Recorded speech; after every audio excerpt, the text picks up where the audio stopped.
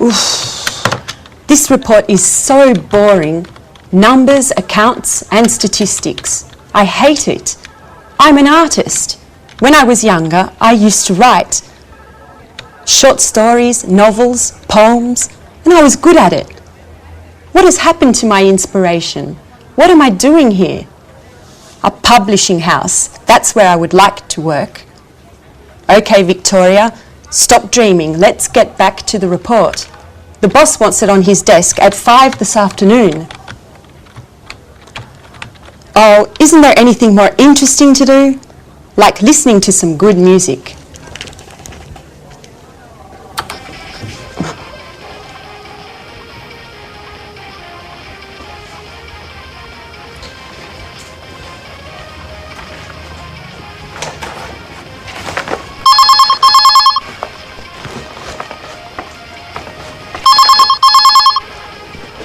Telephone! Oh, the phone. Hello, this is Victoria Lee. Oh, Lucy, what can I do for you? No, I'm not busy. Well, actually, I am very busy. I have to write a boring report for the boss. Anyway, what is it? Is there a problem? What? Mr. Lewis wants to speak with me. Really? Yes, of course. Put him through. Good morning, Mr. Lewis. It's a pleasure to hear from you. How are you? I'm fine, sir. What can I do for you? Yes, I know the product. It's very interesting, innovative, and the marketing department thinks it has a lot of potential for the international market. What? Me? Really? Thank you, sir. Yes, immediately. Yes, Victoria, today is your lucky day. Bye-bye, boring report.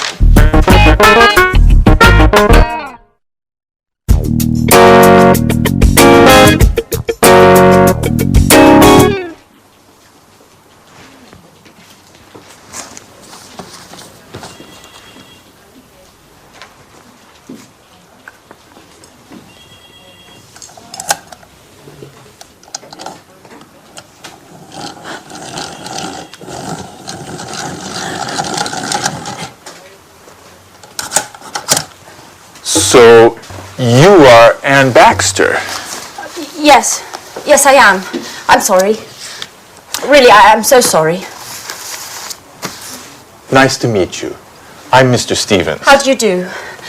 I'm so sorry, Mr. Stevens. Anne, please, sit down. It's all right. How are you today? I'm a little nervous. And this isn't a good start. That's all right. Well, Anne, where are you from? I'm English. I'm from Oxford. Great. A true Brit. Can you speak any other languages? French, German, Spanish? I can speak French, a little Spanish, and a few words of Italian. My sister is in Rome studying history of art at university. Okay. Very interesting. And can you use a computer? The internet?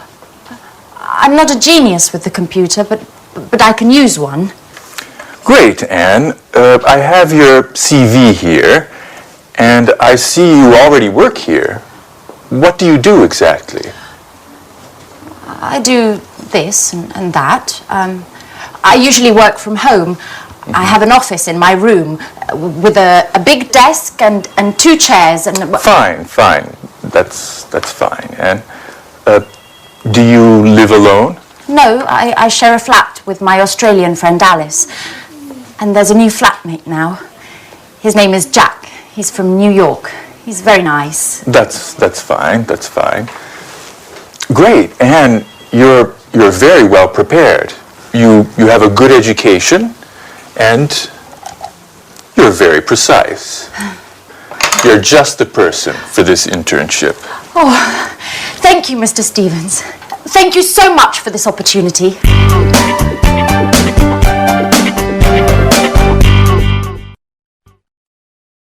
Good. Now, let's see if you know the names of jobs and professions. I will mime a job and a profession. You try and guess what it is. All right? Number one. What's this? What's my job? Ladies and gentlemen, what would you like to eat this evening? What am I? A waiter. Exactly, a waiter. Now, this one, what's my job?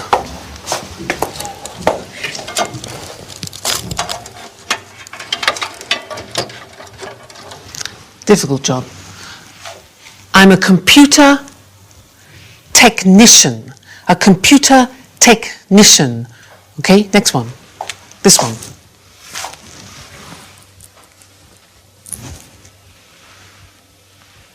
What's my job?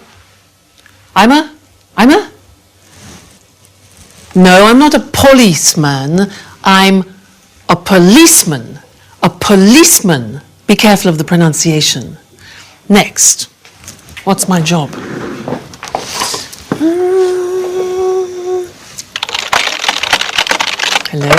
Hello, yes, thank you. What's my job? I'm a difficult one. Secretary. Listen to the pronunciation. I'm a secretary. Next one. Let's see. Here. This one here.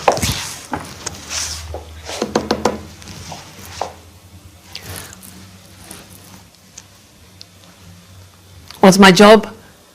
I'm a conductor. I'm a conductor. All right, and this one here.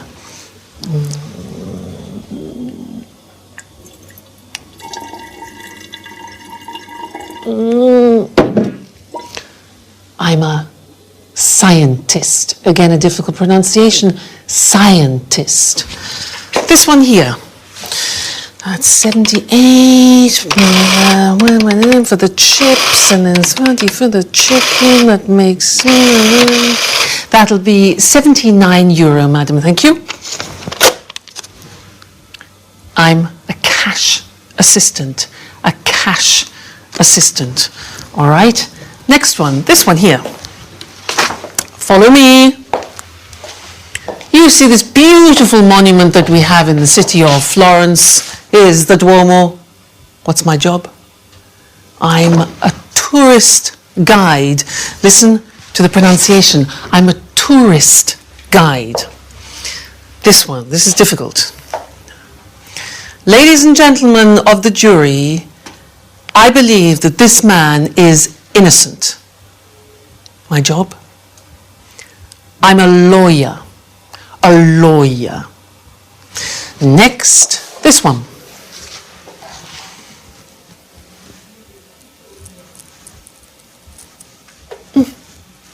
I'm a painter. A painter. Good. And the last one. What do you think this is?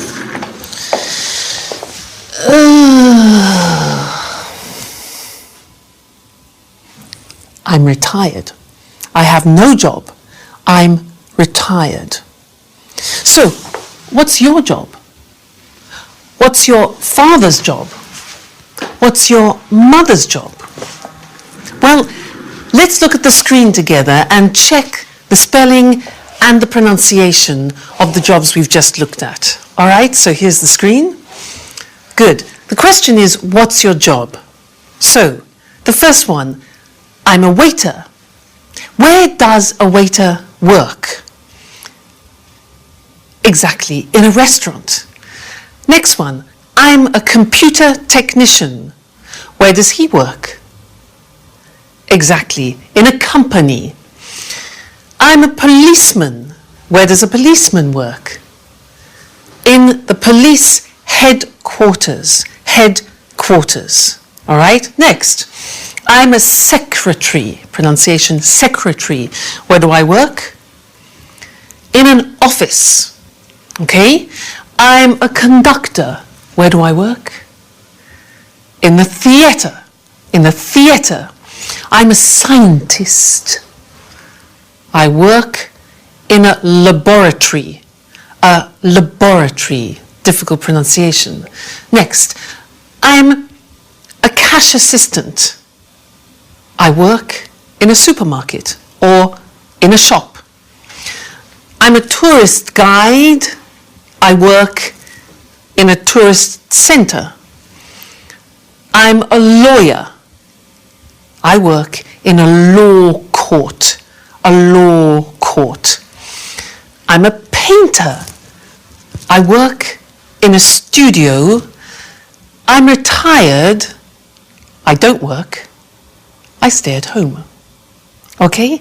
Now, those are some different jobs and professions. Now, let's look at some of the questions that you can ask people about their jobs. Let's look at the screen again. You could ask, for example, do you enjoy, do you like your job? Or you could ask, do you have responsibility in your job?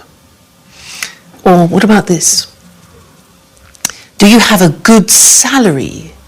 Does your salary reflect your job? Or training, education. Do you attend training courses? Another one, this. Do you have promotion prospects? Promotion prospects. Another one, are the working conditions good? Are the working conditions good, like holidays, for example? Then, do you meet a lot of people? Do you meet a lot of people? And one more, is your job creative? Is your job creative? So some of those are the questions you can ask in conversation, talking about jobs. Good. Well, that's the end of the first lesson, and I look forward to seeing you in the second. Bye.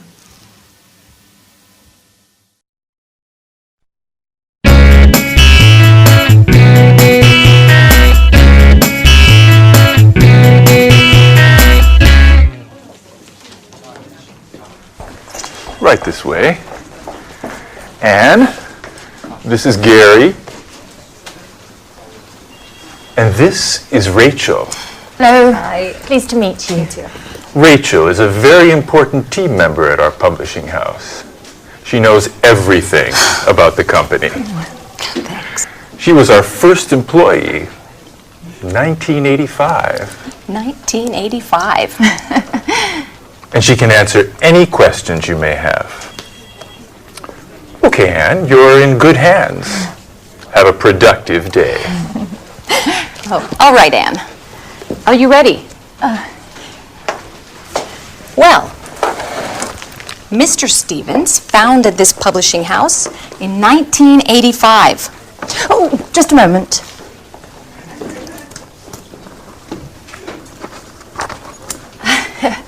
Okay. I'm ready now. Our first product was a children's book. It was very successful and sold more than 3 million copies.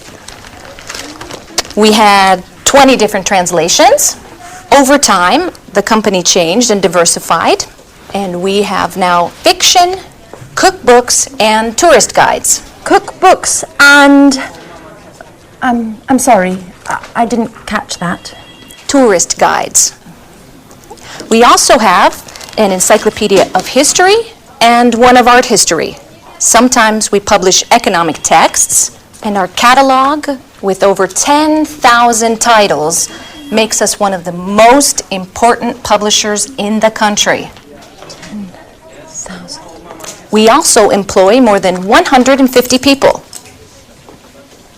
Is everything clear?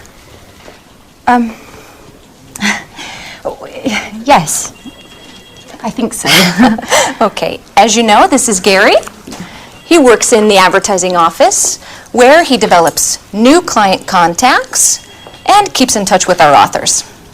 Pleasure to meet you, Anne. It's so nice to have such lovely colleagues in this company. Fine, Anne. Okay, let's move from theory to action. Okay. This is your desk. Here's your computer. Mm-hmm. You know how to use one, don't you? Yes.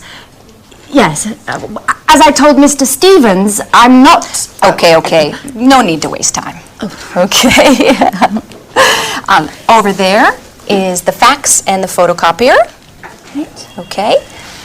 There's a coffee machine in the hall over there. But please, few breaks and keep them short. Do you understand?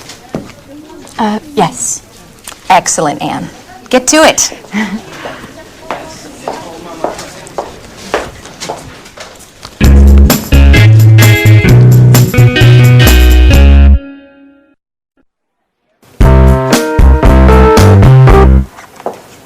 Oh, good morning, Mr. Chang. Excuse me, I was just rearranging my office. Take a seat, please. Thank you. Thank you. It looks very nice here. Thank you. Well, before we begin to talk about our new product, I would like to give you some information about our company. Speedmaster Spectre is a multinational company which specializes in well-designed, high-tech sporting goods. Founded in Los Angeles in 1995, we now have 15 branches worldwide. That's very interesting, Mrs. Lee. How much is your company's revenue? Over the past few years, Speedmaster Spectre's revenue has grown impressively. Today we have a turnover of more than 60 million euros of revenue. Our revenues abroad amount to more than 50% of that total. Very impressive. And what are your target markets? We have product lines for men, women and children with gear covering head to toe. Our brand is synonymous with reliability. Speedmaster Spectre is trusted around the world and we are considered one of the leaders in our sector. Great. So, what can you tell me about this new product? This is a revolutionary new tennis shoe. It's extremely durable thanks to our high-quality materials. We're interested in the Southeast Asian market. We believe that these shoes are the right product for that market.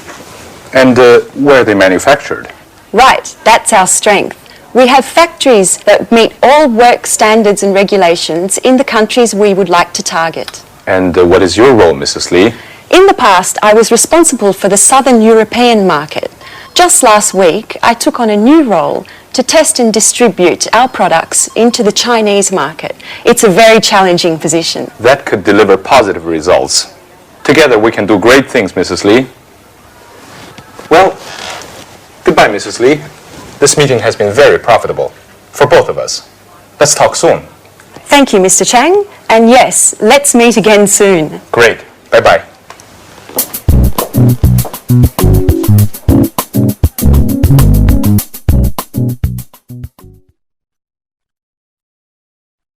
Now, we just saw Victoria doing a presentation of her company, Spectre, and I would like to look at the questions that we usually ask about companies. Let's look at those together on the screen. So, the first question we usually ask is about the type of company. We say, what type of company is it? For example, a multinational, a private, a public, a family company. Another question we often ask is about the main or the principal activity. So the question would be, what does the company do, or what is its main activity? For example, manufacturing or engineering or production. Another question is about the employees. Look at the pronunciation of that. Employees, that's the name for the people that work in a company. So the question could be, how many employees are there? Another question we often ask is about subsidiaries or branches, which are small companies directly linked to the main company. And the question could be, does it have any branches? Does it have any subsidiaries? Another question important for us is the location. Where is the company located, or where is the company situated? And then we need to know about the products, the number of products, for example. So we could say, how many products does the company have, or does it have a large product range? And then the last thing, which is very important, is the money. And when we talk about the sales, the profit, etc., we talk about turnover or revenue. And the question is, what is the annual turnover or revenue of the company? Okay, so those are typical questions. Now, let's look at some answers. In order to do this, I want to compare Spectre, which Victoria works for, and then I want to look at the company that my brother owns, because my brother has his own company. He's the owner manager of the company. He's the director, but it's very different to Spectre. So let's look at the difference between them, and let's look at the screen. Now, if you can see, Spectre is a multinational company. It's a very big company. But my brother's company, which is called Decorate, is a small family company. Now, Spectre specializes in sports goods, especially these high-tech shoes. But my brother's company, Decorate, produces kitchenware, objects like this. Kitchenware, things for the kitchen. The employees. Now, in Spectre, they have 1,500 employees. It's a big company. But in my brother's company, there are only 37 employees. Then the branches. Well, Spectre is a multinational. It has 15 branches and factories abroad. But my brother has only one head office. What about the location? Well, Spectre is located in America, in Los Angeles, but my brother's company is located in Manchester, in England. Then, the product range, well, Spectre, this company has many products. It has 140 products. But my brother's company only has 20 so far. Then, let's think of the turnover. Well, Spectre has a turnover of 60 million euro. My brother has a turnover at the moment of 750,000. But that's not bad. So that's the language that we use when we're talking about companies in general. So next time in the third lesson, we'll talk about something new. And I'll see you then. Bye.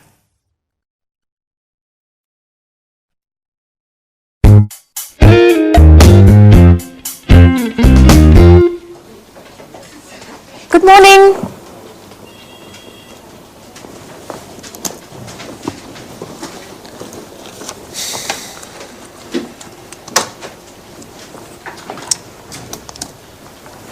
So, are you ready? Yes, quite ready. Okay, then let's begin.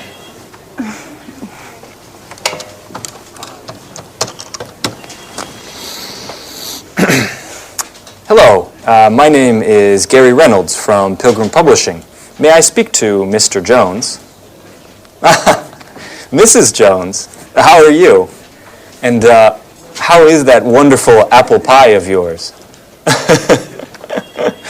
I'm fine, thanks. Certainly, I'll hold. With a wink and a nudge, you can get whatever you want, even imaginary apple pie. This author is too important for us. Right. Hello, Mr. Jones. How are you? I'm fine, thank you. I wanted to know if you are interested in contributing to a new cooking guide that we have to bring out soon. Yes, it's a 6-volume collection of recipes to fit the needs of all tastes, with a detailed photo guide for preparation and cooking techniques. And we have to have the materials by the end of next month. Right. Exactly. Sure. Of course. Yes. Excuse me. Could you hold on for a moment? And that's enough. stop now. I can't concentrate. Oh, sorry, Gary, sorry. Yes, as I said earlier, if you accept, I can send you a copy of the contract that you should sign and return. No, I'm sorry. We can't wait until next Tuesday. Well, I'll have to check with my boss. I need to ask Mr. Stevens if we can organize a meeting for next week. In the meantime, do you need any prep materials? No problem at all. I can send you an email immediately. Okay, goodbye. It was a pleasure speaking to you.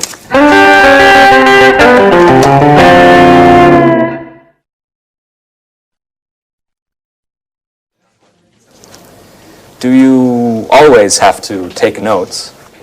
Yes, I do. I have to learn as much as I can, and there's so much to learn. I study my notes every evening. What a model colleague. You're so serious, so diligent, and an absolute nut about cleaning. Truly an asset to this company. You're making fun of me. No, of course not. It's such a shame. Such beautiful eyes shouldn't only read all the time. Come on, Gary, stop it. Let's get back to work. Okay. I mustn't pay you any compliments then. So, Ms. Baxter, can you give me the notes from my conversation with Mr. Jones? Okay. So, you said to Mr. Jones that... Oh, I have to start from the beginning, right? Anne, calm down. It's not an exam. I know what we should do. You should try a telephone call. Me? Oh, no. No, I'm not ready yet. Sure you are. It's not that difficult. Okay. Here, Who do we have to call next? try to call Mr. Clifford. All right.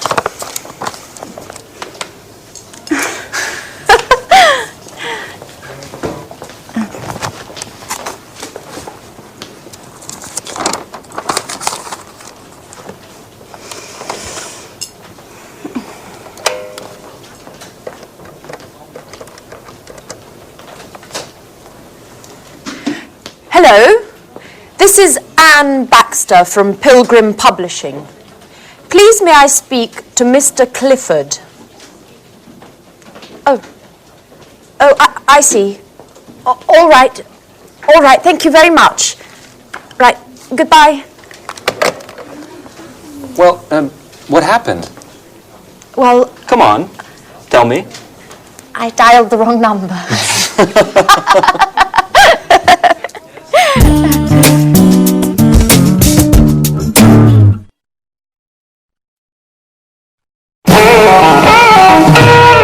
So, Mr. Stevens, may I begin to explain our typographic services? Just a moment, Mr. Richardson. I'm still waiting for our new intern. She has a lot to learn, and I think our meeting would be very useful for her. Good morning. I'm sorry I'm late, Mr. Stevens. Never mind, Anne. Anne, this is Mr. Richardson. How do you do? Good morning. Anne, I see you've had your hair done. Very nice. Oh, thank you, Mr. Stevens. It looks like you were out late last night. I hope you had fun. Were you at a party or perhaps a club? Oh, no. I was at home. Actually, it was quite a difficult night, and... Anyway, I don't want to bore you with my personal problems. Right. So, Mr. Richardson, tell us about your typographical services then. Founded by Charles Emerson, Montex has been active in the typographic market since 1985. From the beginning, we have been known for our innovation and high-quality products. Mr. Emerson's children, John and Lucy, have continued the tradition by improving and enlarging the family business. The first Montex office was located in Russell Street. Oh, Russell Street! That's where the flower market is. I went there just the other day and bought 2 beautiful yellow orchids. I'm sorry. I'm sorry, Mr. Richardson. I didn't mean to interrupt you. As I was saying, over the years and following changes in the market, our company has diversified and extended its line of products. We've purchased the latest technology, offering our customers the best package available on the market today. In 2000, we moved to a larger office space in order to improve production. Our new headquarters are located in Rodney Road, and we have approximately 55,000 square meters at our disposal. Well, that's a huge space. Yes, that's right. It's very big. Anyway, our first success was with brochures, marketing flyers, pamphlets, and company catalogues. We also provided business cards and general printing services. Over time, we moved into book publishing as digital technology and expansions in the market gave us the skills to enter the market. Currently, we're equipped to provide highest quality publishing at an extremely competitive price. Our current capacity is more than 100 million pages per year.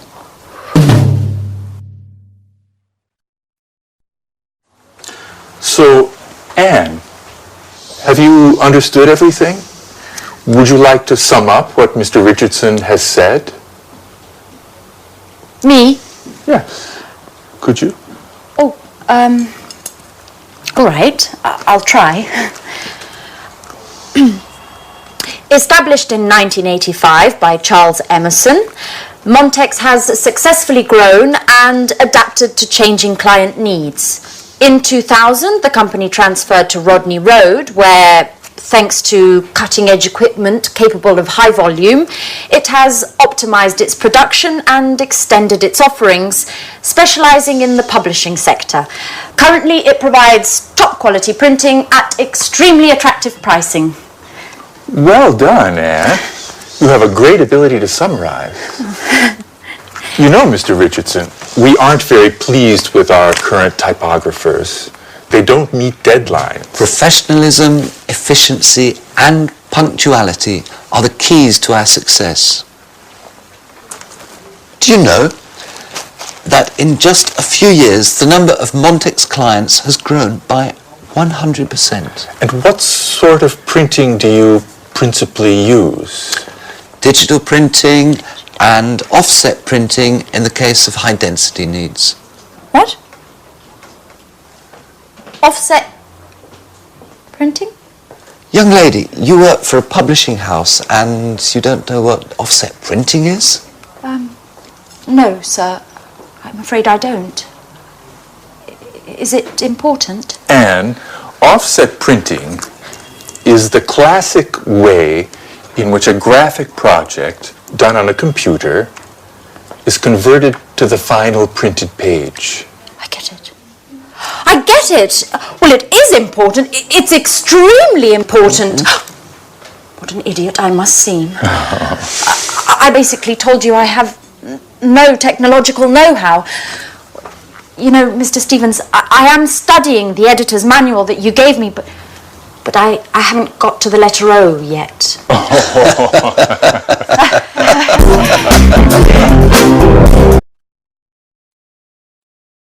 Good. Now, let's look at company organization. As I said before, companies are usually divided into departments.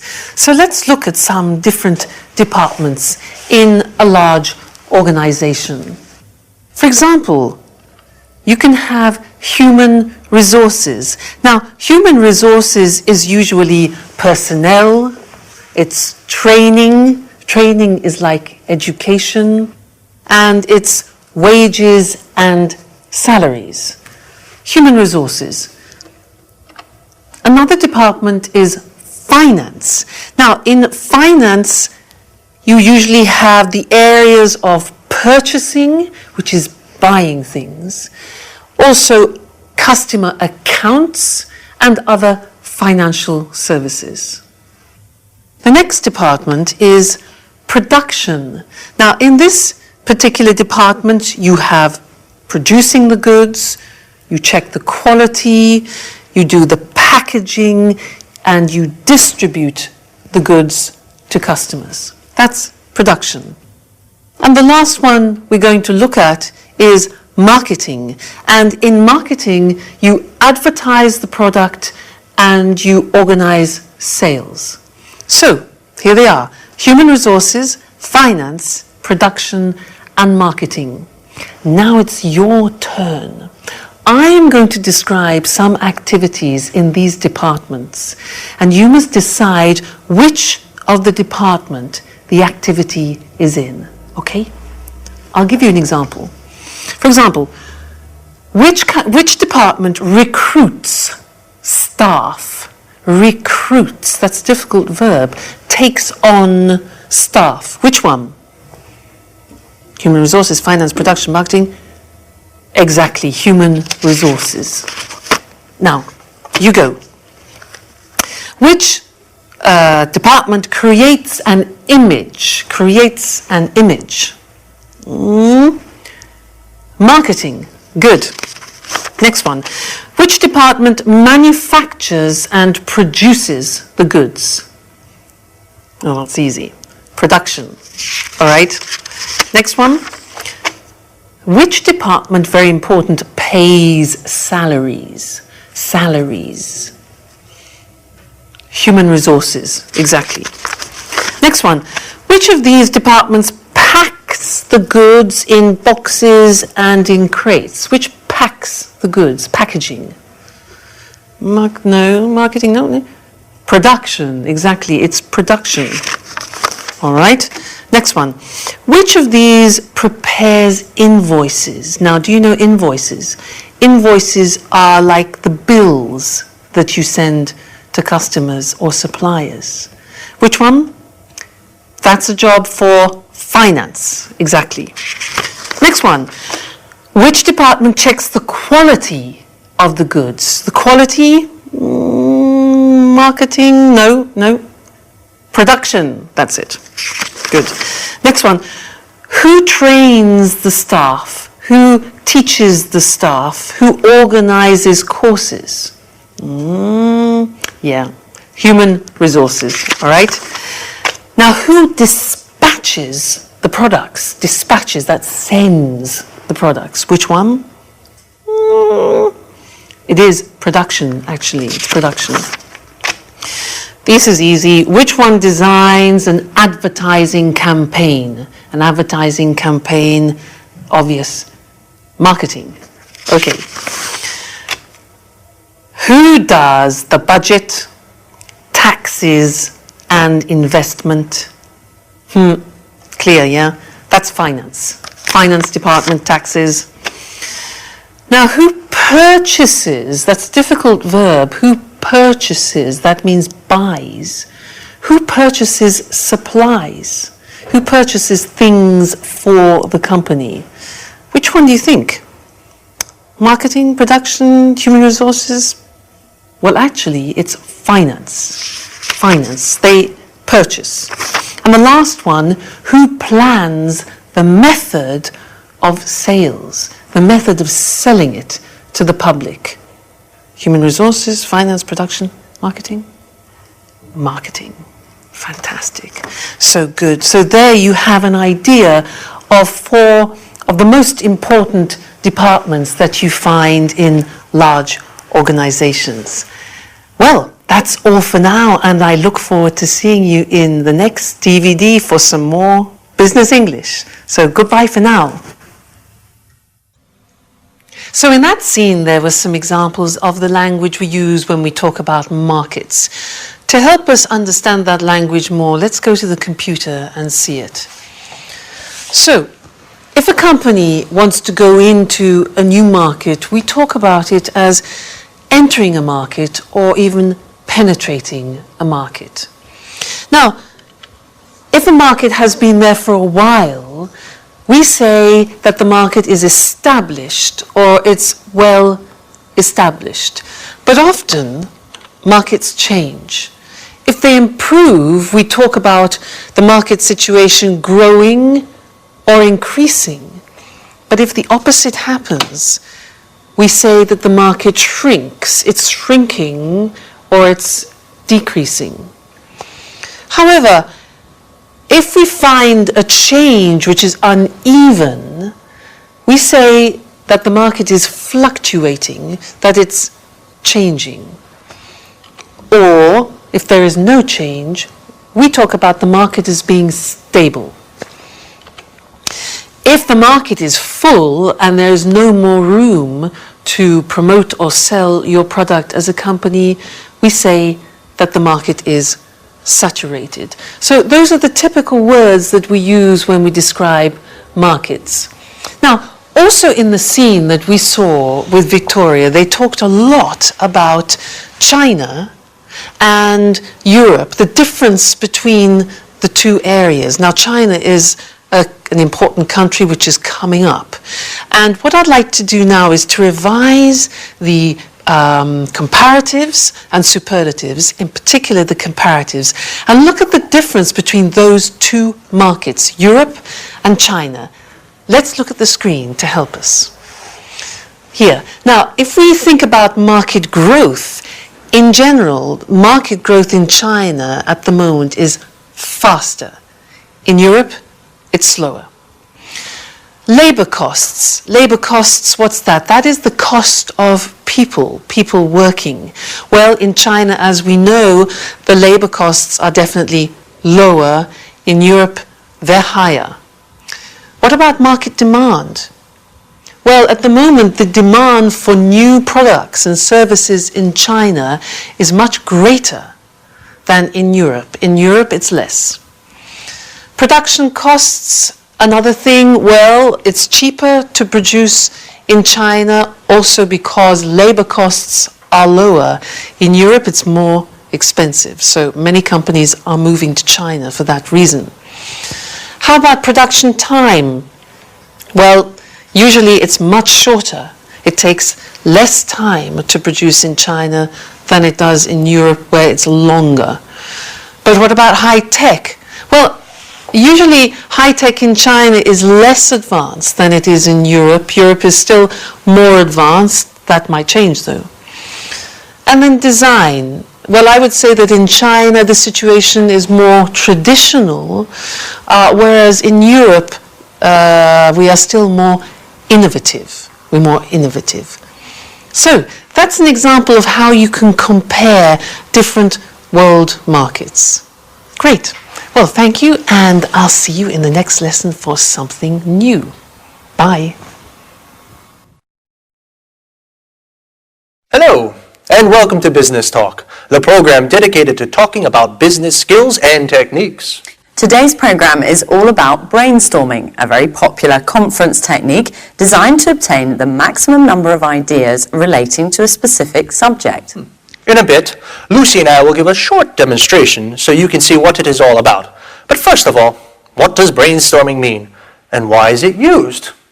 Well, people put their ideas together with the aim of finding a solution to a specific problem. Exactly, it's a group activity. All the members suggest ideas and their contributions then stimulate new ideas. And the first rule is any idea is acceptable.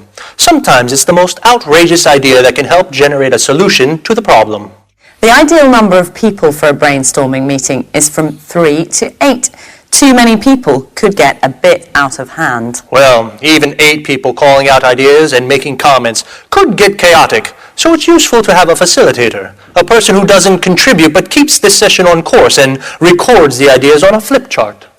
And although this is a common technique used in the corporate world, you might be surprised to know that during a brainstorming meeting, all hierarchy and roles disappear. The philosophy behind this strategy is to create a real sense of democracy within the group, so that everyone feels their opinions are valued. Now, there are certain principles to follow so that brainstorming works well. But before we look at these, let's do a little brainstorming so you actually see how it works. Okay, now there are only 2 of us, and there should really be 3 or more people in a brainstorming meeting, but this is just to give you an idea. So listen carefully to the language we use. Let's imagine the situation. Our company needs to increase its production space. A brainstorming meeting has been organized to gather some ideas. Let's start. How about opening a second factory somewhere? What if we close this factory and open a larger factory out of town? Let's explore the possibility of opening a larger factory for production and keep this space to make the shop bigger. Perhaps we could rent the building next to the factory. Why don't we look into renting part of the building next door? What about sharing a production space with another company? Couldn't we examine the possibility of building a 3rd floor? Let's try to reorganize the space we have. What if we organise 4 shifts a day instead of 3? We could relocate our administrative staff and keep production here. How about keeping the production here and renting some office space for the administrative staff? Would we be able to reorganize the shop floor space?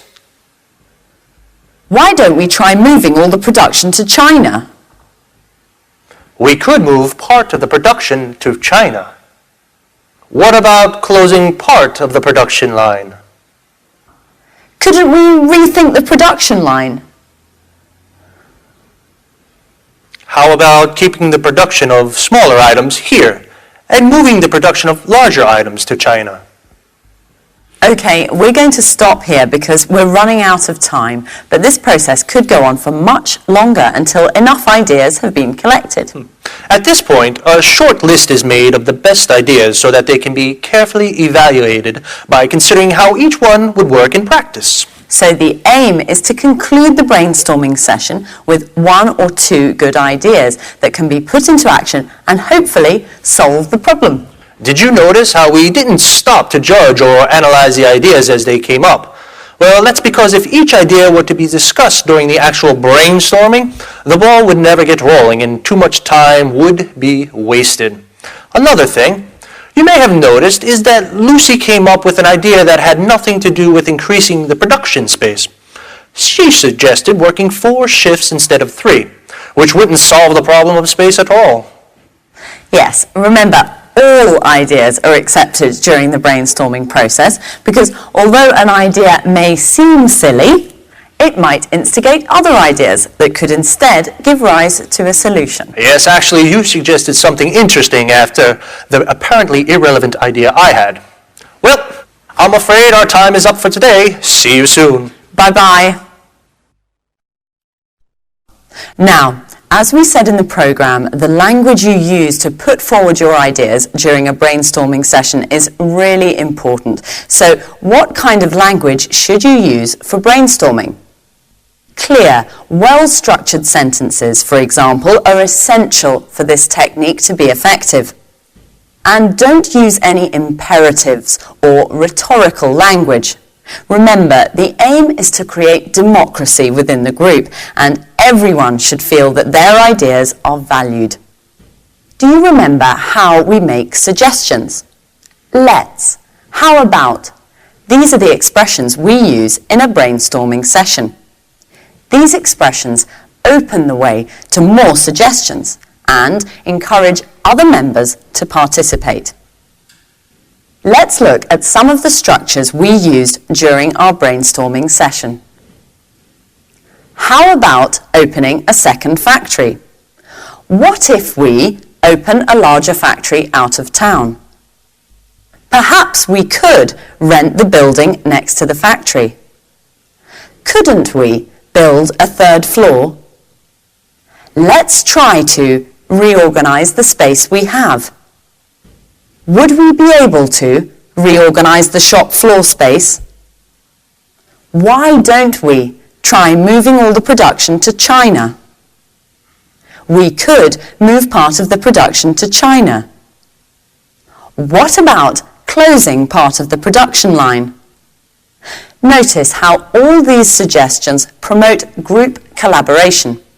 Brainstorming is a group activity, so it's important to make everyone feel part of a team. Okay, now let's see if you've understood. I'm going to make some suggestions as though I were in a brainstorming meeting. And then we'll see which are tentative suggestions and which aren't. Ready? We could rent another factory. Let's build another floor. I think we should close part of the production line. How about moving production to China? Why don't we try relocating the administrative staff? In my opinion, we should open another factory. Couldn't we reorganize the space we have?